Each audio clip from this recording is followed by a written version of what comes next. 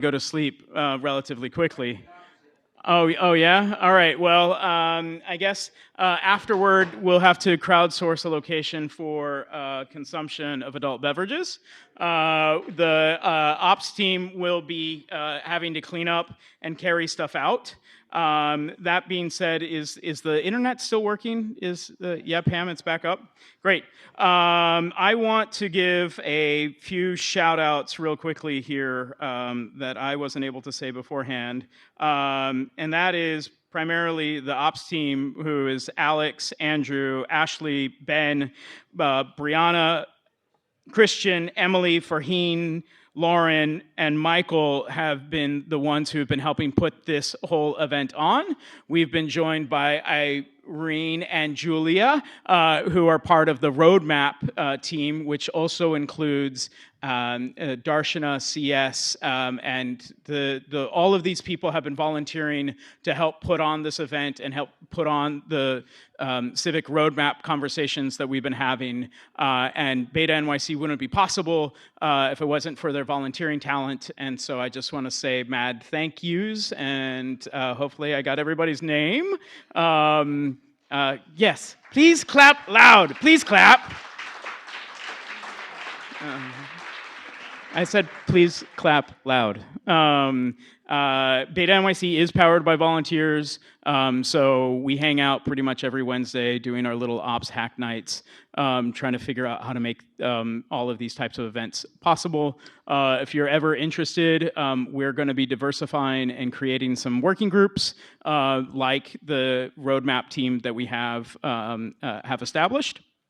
And before we do that, before we get to this closing conversation around the People's Roadmap, I wanted to bring up John Paul Farmer, who has done an illustrious job in supporting our activities. He and the Microsoft Civic team are dependable sponsors for all of our activities, and we really couldn't have today if it wasn't for his team and his dedication.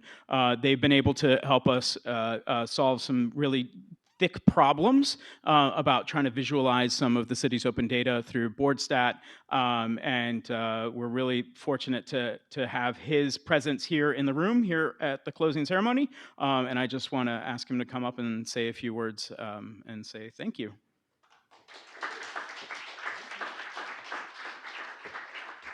All right, what a day, right? What an incredible day. This is my 5th or 6th International Open Data Day, which I guess, thanks to Noel, we've renamed Intergalactic Open Data Day. And this is the 4th one in a row that we've worked with BetaNYC on. And it's been fantastic to see it grow and get better and better every year. And this one has to be the best yet. And that's thanks to all of you. So really incredible to be here, to be a part of this. And thank you for that. Because at the end of the day, it's really about this community. That's what makes everything possible. Obviously, I have to thank BetaNYC. That's Noel, it's Emily, but it's also all the volunteers, all the people who plug in and make this happen, because they do a lot of work and they deserve our thanks.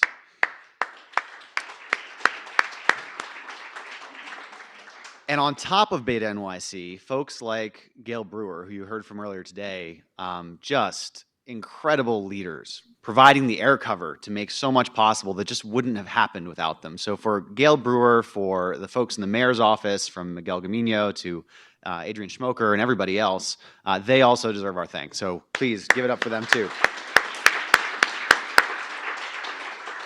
So I've been here in New York for about 4 years. I joined Microsoft when I left the White House, and I joined Microsoft, really, trust me, it wasn't part of my plan. I thought I was going to do a startup. I was like, I don't want to be in some big bureaucratic place, but I joined this little tiny startup called Microsoft because they really got it. They said, you know, we've got a new CEO coming in, a lot's going to change at our company, but the world's changing too, and we need to keep up with it.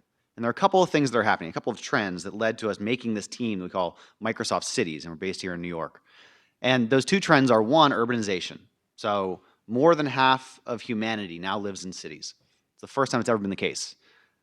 In our lifetimes, that's projected to be over 70% of humanity living in cities. So urban problems and challenges are human problems and challenges, and we need to look at it that way.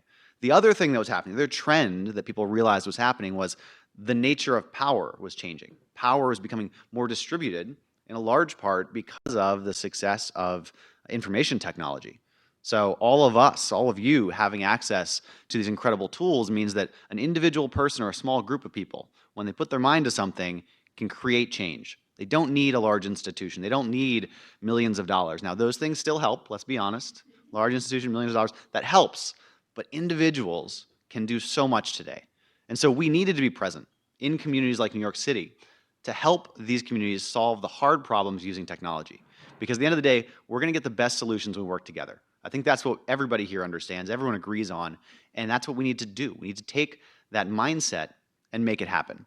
And so there are a few examples of things that we've done to make that happen. One is BoardStat, which you heard about earlier today. That's being led by BetaNYC and Gail Brewer and her team.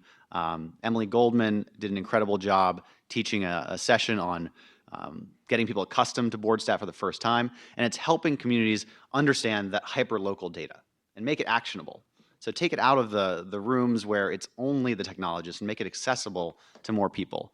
When we talk about accessibility, we also talk about translation. Think about translation and accessibility for government services. So we've been running pilots with the mayor's office around how government services can be more accessible to more people, because 49% of households in New York City speak a language other than English at home. So if something's only available in English, is it really accessible? That's not to mention people who have visual or auditory or cognitive disabilities. So there are all these tools that are available you might not even know about. PowerPoints, Word documents. There are tools embedded in them today that you may have never used, but all of us in this room can start making our presentations, our documents accessible to everybody. And that's something that we need to do if we really want to be the best city we can possibly be. There are other programs we're running around CS education in our schools, around helping adults get new skills to enter the tech workforce and get really rewarding careers. Tech Jobs Academy is a collaboration with the Mayor's Tech Talent Pipeline. If you want to hear about these things, come talk to me, because I can talk about all of these great projects. And at the end of the day, I look at what's going on here, and we've got brilliant people in this room. We've got brilliant people in the city. We've got brilliant people all around the world. What I've always talked about as the secret sauce is heart, right? It's not just the head, it's also the heart.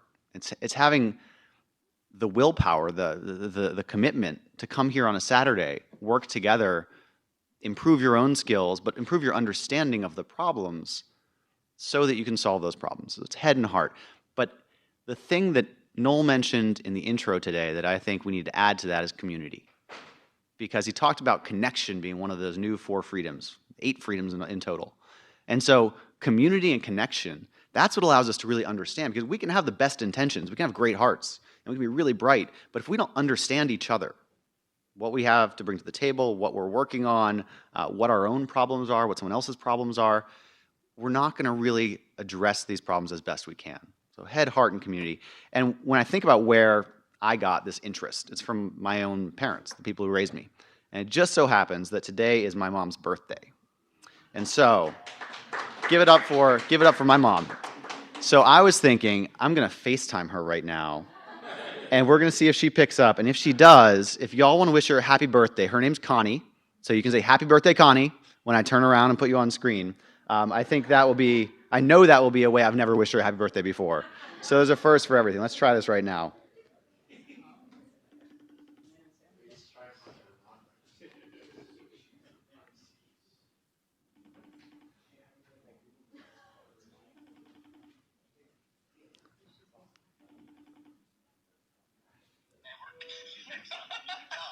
Hi, Mom. Happy birthday. I've got a feeling you might be watching on the live stream. You are? Well, guess what? A whole bunch of people wanted to say something to you. Hi there. Well, I'll call you back. I'm going to get off stage and let everyone get back to the regularly scheduled programming. But happy birthday. Love you, Mom. Okay. Bye. All right. Thanks for doing that. Thanks for entertaining me. Thanks for helping me learn a lot today and for being a part of this incredible community. I'm going to pass it back to Noel to wrap things up with, I'm sure, what will be another great session. Thanks, everybody.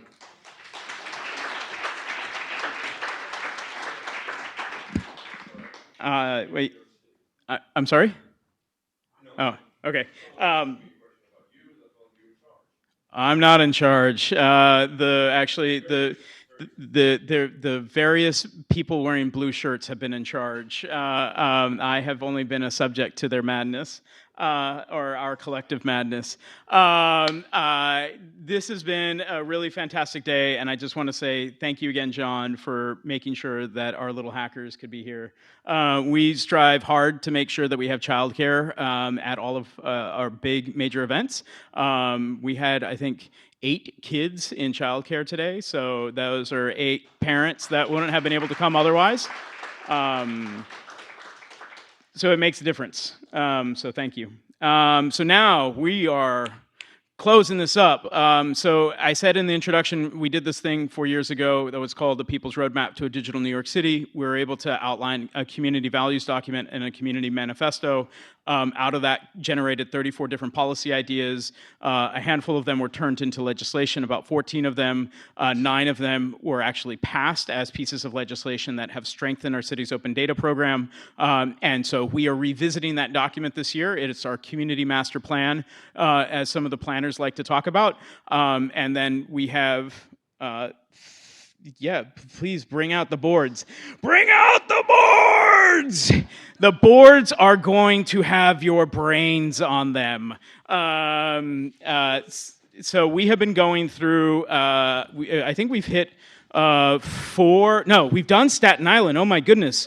So we have done roadmap listening sessions in 4 of the 5 boroughs. So we've been Brooklyn, Queens, Manhattan, and Staten Island. Believe it or not, we got Staten Island in before we got to the Bronx. We got, and we've had some really amazing partners from Cardo, Coalition for Queens, Civic Hall, College of Staten Island's the tech incubator there, and we're essentially trying to generate an understanding and a community process to revamp our values and goals, as well as think about like what is the future of civic tech over the next 4 years. What are the policies, programs, ideas, and concepts that we essentially want to advocate for, right? And so we have Julia, Irina,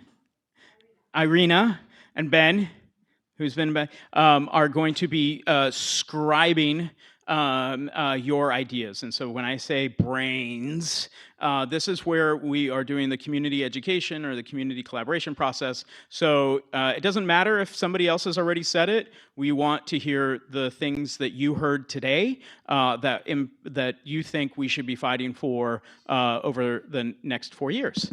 Does that make sense? Yeah? So this is kind of that Quaker inspirational moment. So I'm going to get off this stage and start roaming. Who has something to say that they found really inspirational today, that they think is something that BetaNYC and the Civic Tech, Open Data, and the Civic Design community should be fighting for the next 4 years? Affordable housing. Okay. Yeah. So, yes?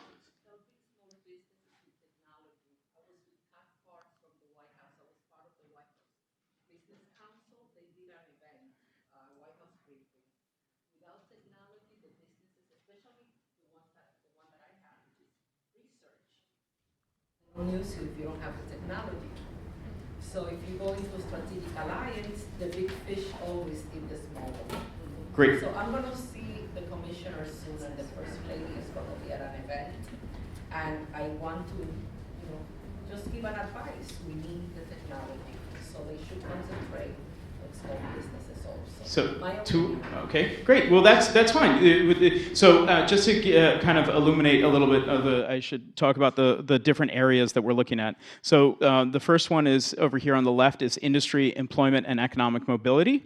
So we have smarter communities, which is integrating technology with community needs. Oh, there's little things that Lauren put these two together, and Irina cut them out. So industry, employment, and economic mobility, and Julia, access to tools and resources that provide people the ability to earn a living wage and engage in meaningful work. Smarter communities is integrating technology with community needs. Accessible infrastructure is access to is access to affordable wired and wireless bidirectional high-speed internet access, though I would say we should be putting LoRaWAN on there, so we need high-speed and low-speed internet access. Effective and open government communities is how do we make transparent, efficient, and participatory government? And I'm going to trip over something if I don't. And then education and lifelong learning, which is the unprecedented access to knowledge and learning opportunities. And so we've heard, if you could try to localize your inspirational thoughts that you've heard of the day into these things, or you can try to do that first, and then if you got something else, just go ahead and say it. More business incubators. All of them fits in that strategy. Great. All of your points. Great. Well, we've had these three people. Yes, Devin.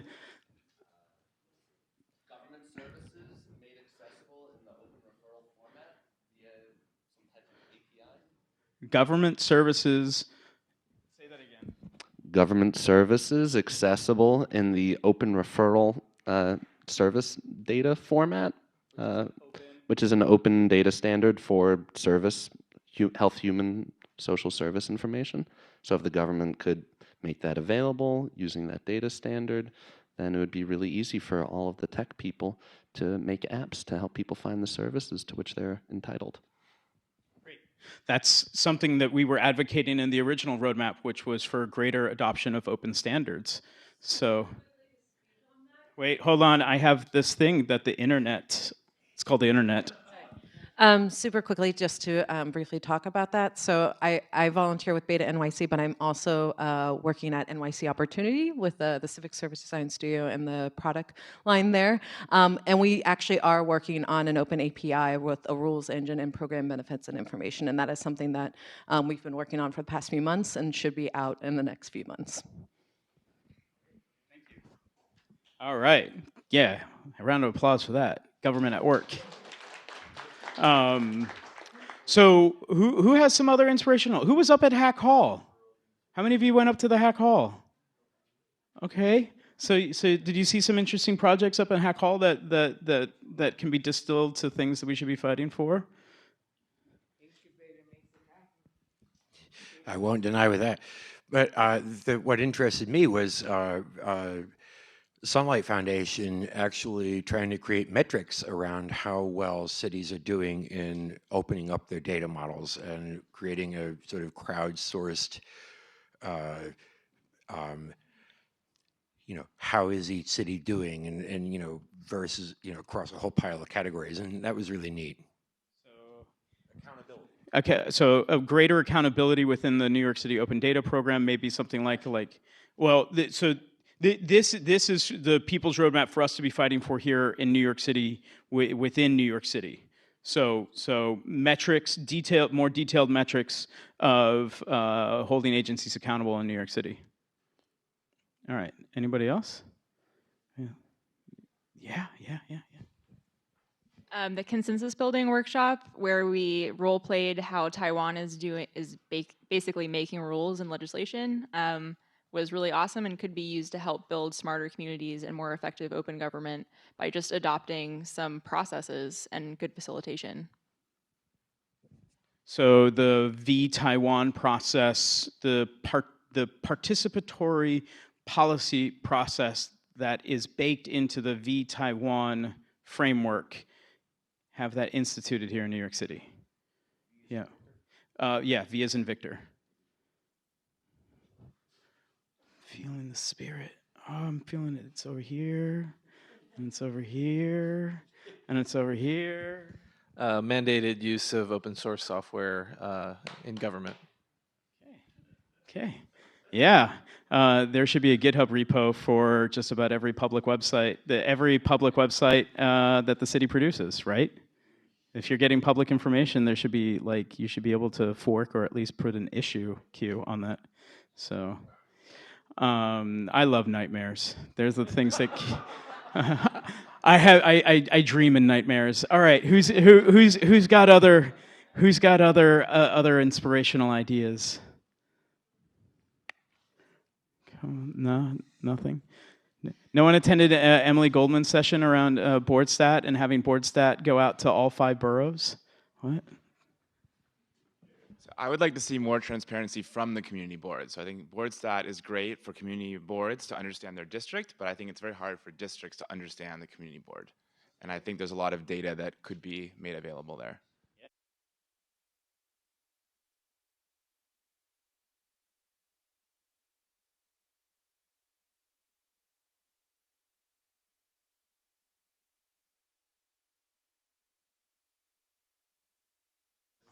Oh, wait, whoa. The internets have to hear you, David. Thanks, Noel. That was a whole elaborate production.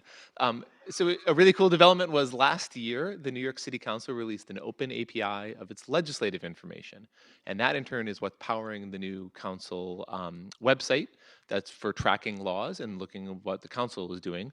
But that information is now available for developers to remix. So if you want a really customized neighborhood level alert about what your council member is doing for your issue community, you can now remix that with open data, which is great.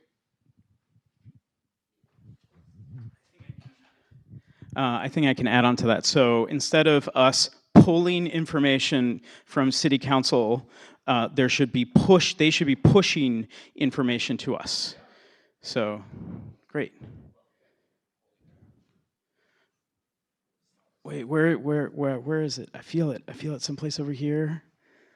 Come on, Phil. You've had questions in every single panel over here. You have nothing to say, nothing to add that we should be doing in here in New York City?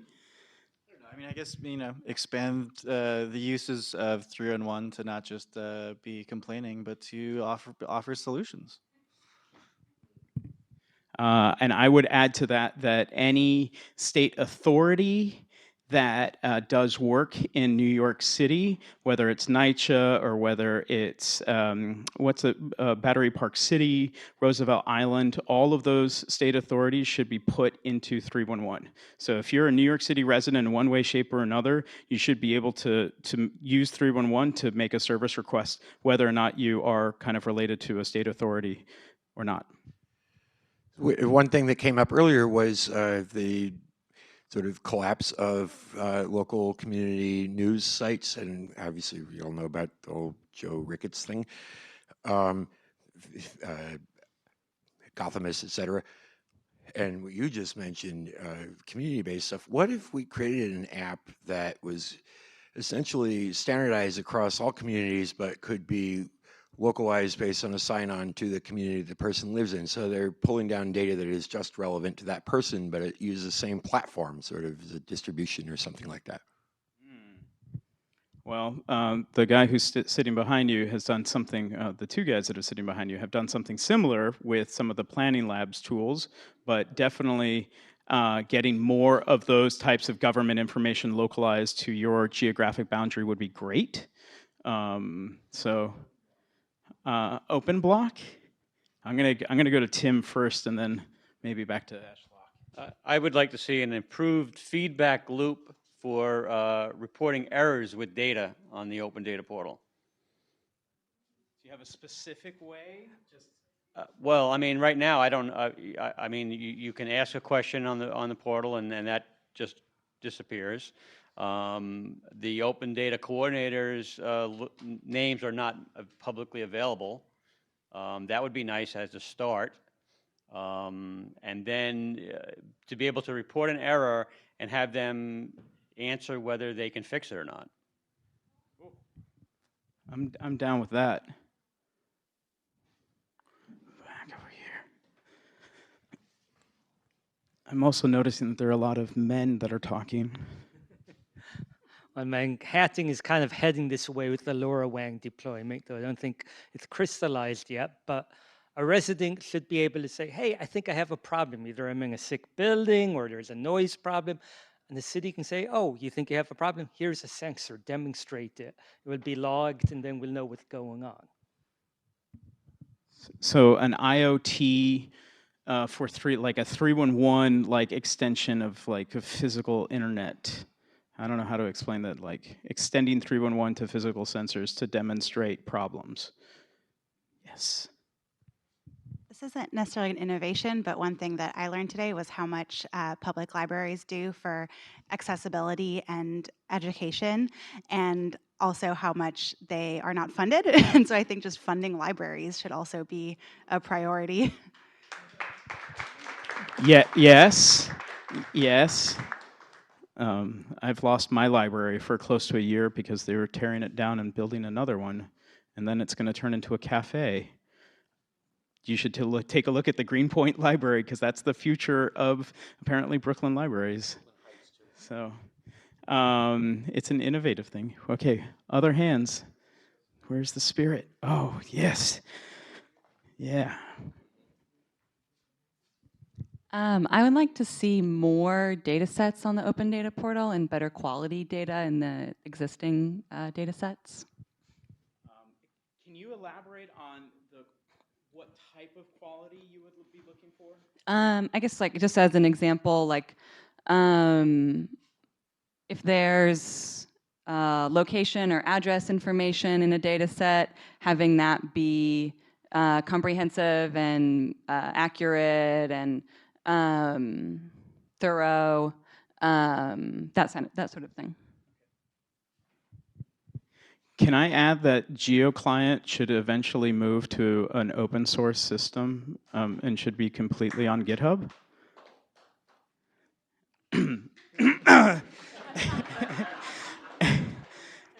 And then the two people from an unknown agency are clapping vehemently.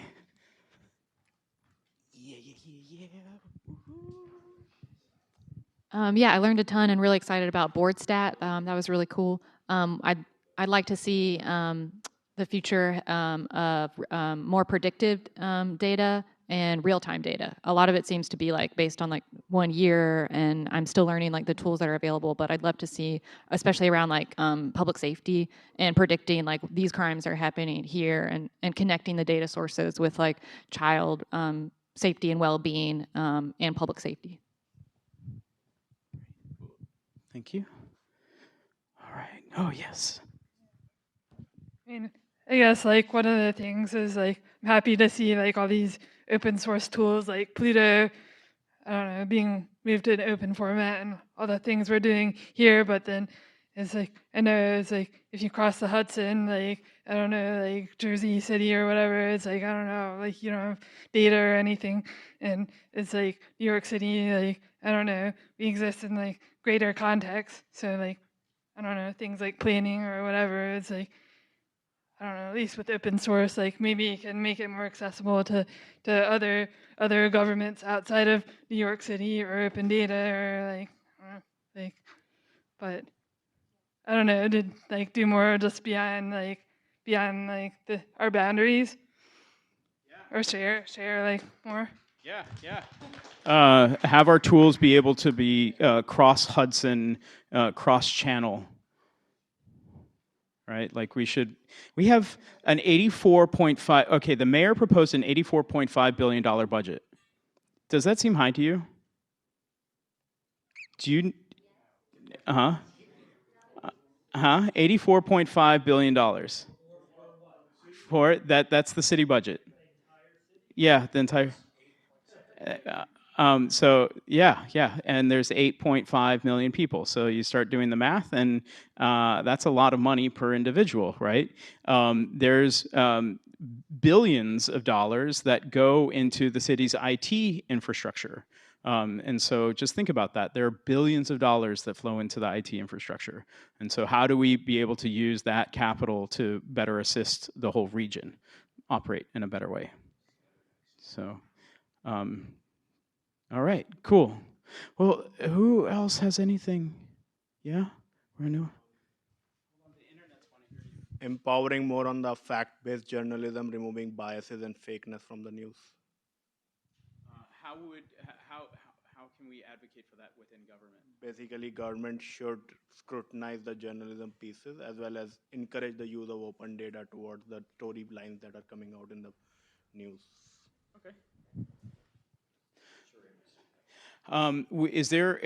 Has some of these gotten more than others? Is there a deficiency in some of these? Accessible infrastructure. Nobody has any ideas on how to improve Link NYC? No. Let me go here. I don't mean to hog the microphone, but I did think of this just before, and I actually got a card written up there. What if you use photography plus a 311 app plus something like Google Brain or any of these image identification platforms that are out there now to identify types of problems and geolocate them and all that, make it easier to actually submit a complaint about, say, a pothole. If we can visually identify a pothole with just a photo rather than requiring somebody to fill out the entire form, well, that lowers the access, lowers the level of engagement required to report it. So hold on, Phil. If you have an example, hold on. I read. I was just going to say, San Francisco is kicking off a pilot to do that right now, and I'm happy to connect with other people who are working on that exact same problem. Wouldn't it be awesome if bus lanes and bike lanes had some type of automatic enforcement in them, so that way? So yeah, wouldn't that be nice? So automatic enforcement, cameras that would track and make sure that buses had free right of way. I've been part of the White House Commission on Education for Latinos, and I see a lot of the underserved communities, even the business community, that are not really into technology. I think they should make an effort to train, and also 50 plus. A lot of people, even if they're social workers, they're not good in computers. I spoke to the Commissioner of Technology, and I said, we need to work on that area, because the underserved communities, they don't know how to use an app sometimes. So servicing that community is important.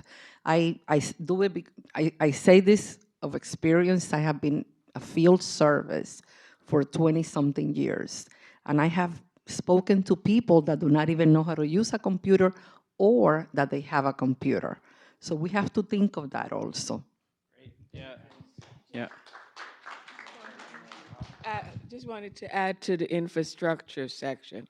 Infrastructure does not only mean streets and buses and cars and trains. That's a good part of it. But infrastructure also means the network behind the technology she's talking about. It's not just one person with a computer. They have to have a platform that they're working on, know what the platform is, and all the various parts that makes that useful. That's also infrastructure. Yeah. Yeah. So digital literacy training, yeah, so not only what's in the browser or what's in the monitor, but the whole stack that goes all the way down to the electrical outlet. Yeah. Yeah. Yeah.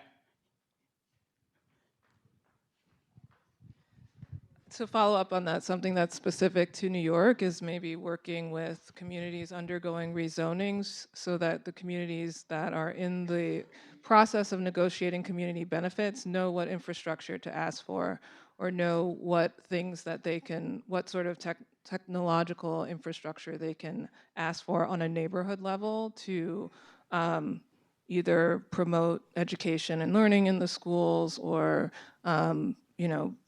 in addition to partnering with Link NYC, to have some sort of technological, advisement on community benefits, because a lot of times communities don't know what things that they can ask for to improve these types of services and access. And Marie, can you talk about, you're on the community board? I quit the community board. And what type of services can communities ask for in the rezoning process? Pretty much anything. I mean, in the East Harlem Neighborhood Plan, we had a multiple number of subgroups, from culture to education to parks to pretty much any topic you can think of was covered. However, given sort of the people participating, we don't often have somebody with civic tech knowledge or with any sort of technological experience or background to say, we don't only want, the we don't only want the Esplanade fix, but we need monitoring for whatever. And you know, these are the you know, I can't think of something specific right now, but you know, like when you're asking for updates in infrastructure or updates in even schools, like do people know to ask for, if you have a new school, what, you know, what comes with that school to make sure that you have, you know, if you want to, you could ask to create a hub, or you could ask for a tech hub in your community versus it being on, you know, in another community. A lot of communities don't know what to even ask for to make sort of these things possible in their community. Say if you are a community and you want groups to come to do a hack night. Like I know in East Harlem, when we have community board meetings, we don't even have in some spaces you can hardly get Wi-Fi, right? So if you have a developer coming to say, and they're, you know, you could be in another space and have a computer and look up and say, that's not true. You know, you only did 12% of local hiring in your last job. You don't even have access to the internet to check what the developers or the city is representing to you. So things like that. So that's like almost like a digital playbook for zoning here. All right, I'm gonna yeah. Say like when it comes to Link NYC, it's like maybe I'm paranoid, but I have like no like I don't know, no confidence that if I use it that there's like privacy or security or anything like that, or like I don't know, Big Brother government is collecting data about me, like I don't know, if I'm like illegal immigrant or something, I would be like very like worried and not trust it at all. And I don't know if like I don't know, my concerns are valid or not, like, but it's like I don't know, like yeah. So greater transparency around the Internet of Things devices that are kind of around the city. Yeah, yeah. Did you? Yeah. You know, every Link NYC device has cameras in it to ensure that the device isn't sabotaged in one way, shape, or another, which means that there's always cameras on the street. There are microphones that are in some of those Link NYC devices. And from what I've heard is that the Link NYC and Do It are exploring how they can release some of that data, because those are sensors that are out on the street, and figure out like how to release the noise quality data that Link NYC devices currently have, which is kind of scary because it's like, I didn't realize that there were microphones on those things that were turned on. That wasn't in the privacy policy. So I was just really impressed to hear about the public engagement unit that the city has with Access NYC, and just like having actual boots on the ground to meet people where they are and help and find sort of what their needs are. So I think just like exploring more ideas like that and understanding that the kind of digital divide might not always be a matter of like providing more education and helping people get more digital, but it's also about like just being a person and human and meeting people in person sometimes. Like that's maybe the best option in many cases. So just recognizing where those potential exclusions are, and that there's going to have to be a lot of different solutions to meet people where they are. Kind of like service design studies for every street team that's out there, or for every website that's out there, to figure out where are the barriers in service delivery and come up with plans and resources to essentially minimize, to reduce the friction. Like, yeah, it would be cool to have a service design studio in every single agency. That would be awesome. Cool. All right. Regarding as we move on with big data and data analytics, the various data sets that you're talking about in here, at what point does the city is going to implement a body of handling the security and privacy issues? Because a lot of this information is going to be public. The Internet of Things is going to expose a lot of data sets, and then what standardized systems are going to be implemented to safeguard that the data that is being distributed, it's distributed between the correct parties, and that the privacy and security of individuals' information is not compromised for third-party abuse.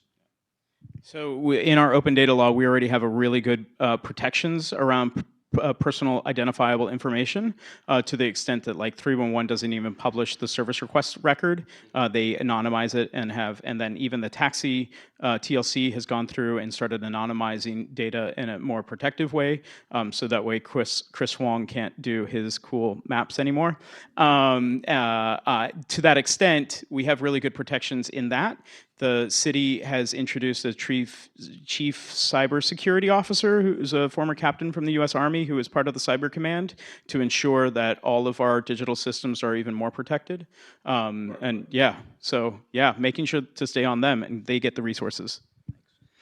I know the city is putting a lot of effort, various agencies, into publishing open data and getting their data out there, but I don't necessarily know that they're being proactive about informing people that the data is out there. So like we put it on open data, great, if you go looking for it, you'll find it. But if you don't know, I think we need that education on what data we're collecting, what data is available, and even what data is and what you can do with it at an early age, like in the New York City schools.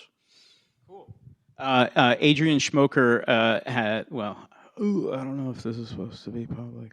But every city agency is supposed to come up with a civic engagement plan where every open data coordinator is supposed to work with their agency to come up with a civic engagement strategy around their data.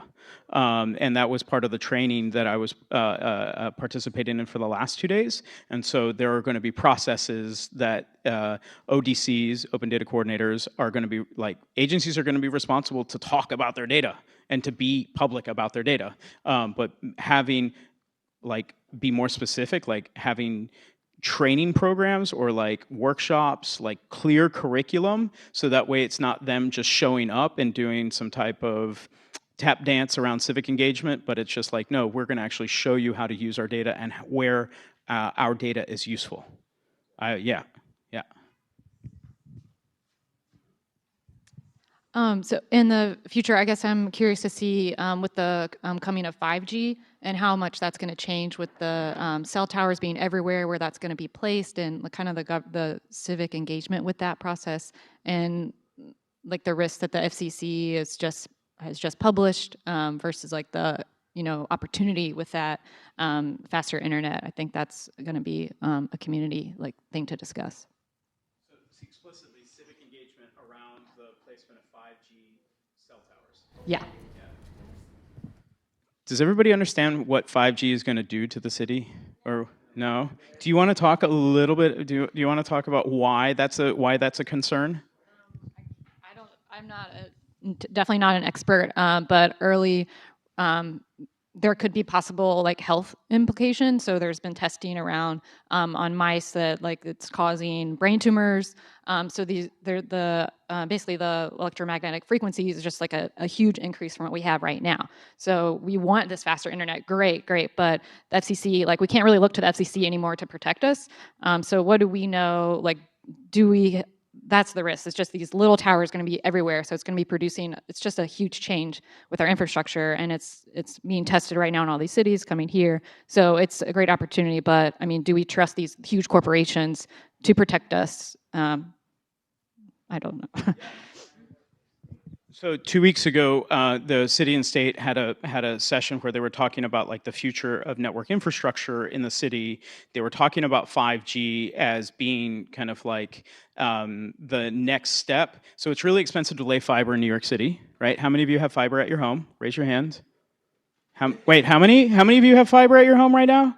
1, 2, 3. Okay, that's great. So the 5G is advertised as fiber-like speed.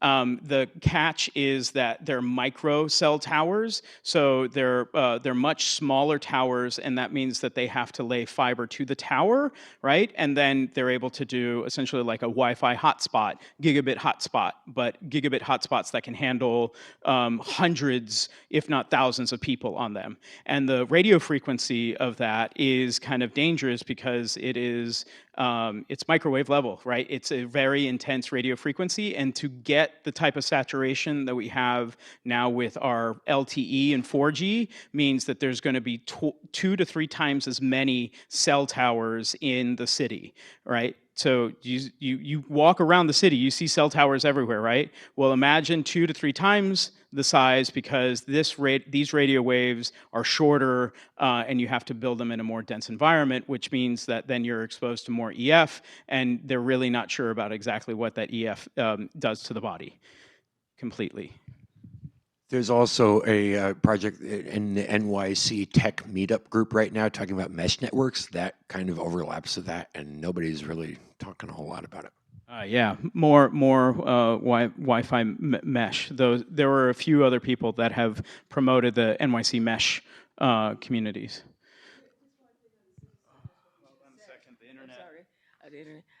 Is there a time when we, the people, or we, the citizens, can say, here's what we want to do. We don't want to go any further at this point.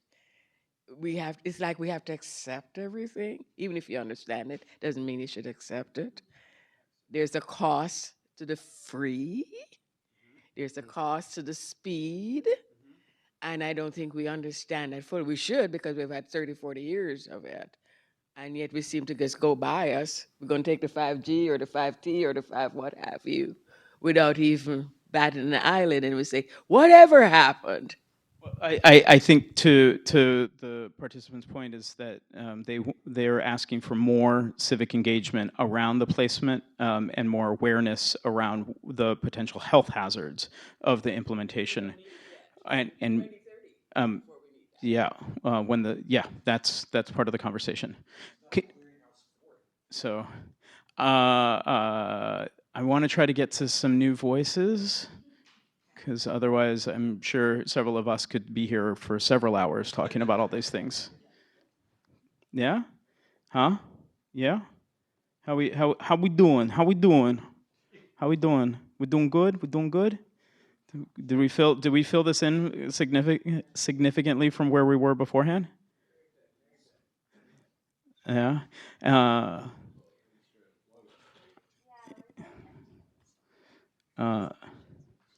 Okay, here are some questions for industry employment and economic mobility. And we're running out of time, so Ben pointed out that we have 10 minutes left of this. How can we prepare for a transitioning workforce, and how can technology optimize access to jobs? I know, yes. It's the question regarding industry employment and economic mobility. Is it just specifically to the seminars and the hack halls upstairs, or is it something that was never addressed that could be introduced as part of the element or item that could be added to the economic and mobility, for example? Because I'm thinking of what she mentioned. She mentioned that there is a sector in our society, either the middle or late baby boomers, who are basically either out of a job or currently in a position that their jobs will be terminating soon. So consequently, these individuals do have college degrees. Some of them are, it's a educated workforce. So it's the retraining process that she talked about. Is the industry employment and economic mobility is providing a platform or any kind of educational and long-term learning processes that would include and bring in those individuals into the workforce. Because, and I do see that there is a possibility of various problems coming into play. One is in the Department of Labor, that is the enforcement of the probability of those individuals who are of age 50 or beyond and their capability of finding work. And there is then the enforcement mechanisms that come with that. But in terms of what the city can do to bring in those individuals for retraining, recertification, and to provide the capabilities for those individuals to be able to be, yet again, incorporated, so then you have economic mobility in that aspect. Now, I think the answer to your question is yes. Yes. That's what this section, all those things. To summarize, ideas programs that ensure workforce development for people over the age of 50, digital literacy courses for an aging population, consideration of the infrastructure tools and services for an aging population. Like my parents can't use two-factor authentication, so let's make sure that government services don't do two-factor authentication if you need to sign in for those types of services. Yeah. Yep.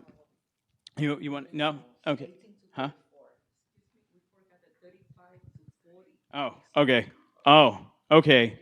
Well, so we hope you can join us for a session of the People's Roadmap. I've just been told that we actually have to clear everyone out by 6:30. That is slightly different than what we were told beforehand. So yeah. So no.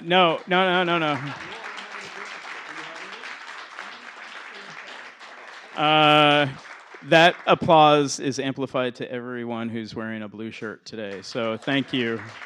Thank you. Thanks, Irina, Julia, and Ben for scribing this out. We are genuinely going to incorporate these ideas. It's actually part of the roadmap team. If you're interested in volunteering for these different roadmaps, we'd love to hear you. We're going to start collecting some things. I see some left behinds for a lost and found. Thank you, Internet. Thank you, Microsoft, Alfred P. Sloan Foundation, Fund for the City of New York, and Gail Brewer for sponsoring this year's School of Data. Bye.